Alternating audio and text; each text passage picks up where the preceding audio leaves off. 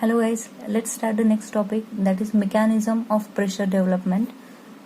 Now to understand the mechanism of pressure build up within the fluid flow, we are going to consider these two diagrams or we can say that these two conditions.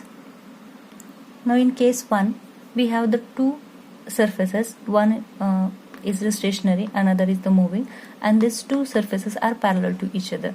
Now moving surface having an velocity u and stationary surface has velocity 0.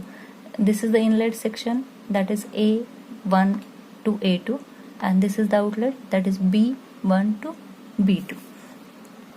Now we know, according to Newton's law of viscosity, the velocity of fluid having laminar flow varies linearly. So the velocity distribution at inlet and outlet section is same or is identical. If the velocity distribution at inlet and outlet is identical, then there is a no pressure buildup.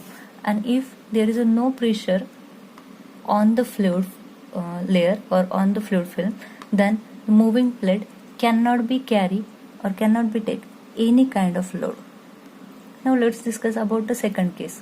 Now in second case, we are going to use a stationary surface and moving surface, but both are non-parallel to each other. So if stationary surface and moving surface is not non-parallel to each other, and moving surface having velocity equal to u, stationary surface velocity equal to 0.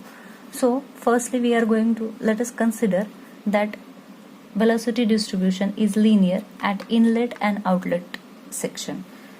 But we have able to see that the flow at outlet is less than the flow at inlet. Thus continuity condition is not satisfied, and we can say that there must be a pressure buildup on the fluid film. Now this pressure buildup on the fluid film is continue until the continuity is maintained. Now the pressure induced flow oppose the velocity induced flow at AA1 and assist velocity induced flow at BB1.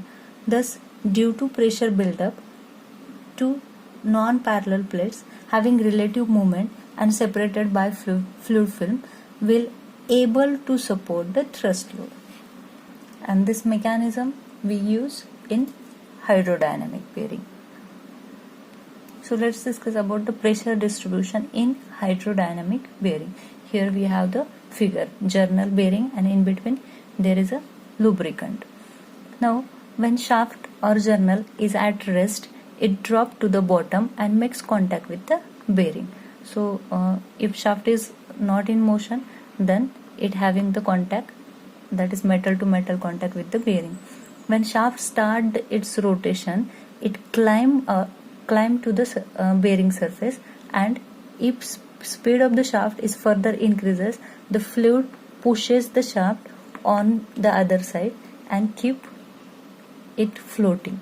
So what happen when shaft are in rotation, then it climb up to the bearing surface, and if speed is further increases, the fluid pushes the shaft on other side and keep it floating. Since more and more fluid pushes the wedge shape region, so the pressure is generated within the system. So here we have the pressure generation within the system, that is the maximum pressure generated in the system of hydrodynamic bearing. So let's discuss about the formula or the equation for maximum fluid pressure in hydrodynamic bearing. That we can first finding out the average fluid pressure in bearing, that is P average is equal to load upon projected area. So it is equal to W upon DL.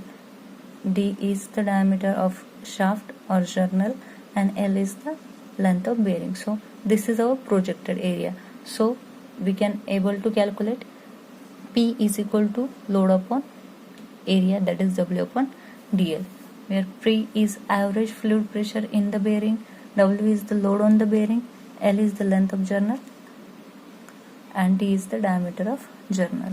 And in this way we can able to do the hydrodynamic lubrication in hydrodynamic journal bearing. I hope you understand the concept. Thank you.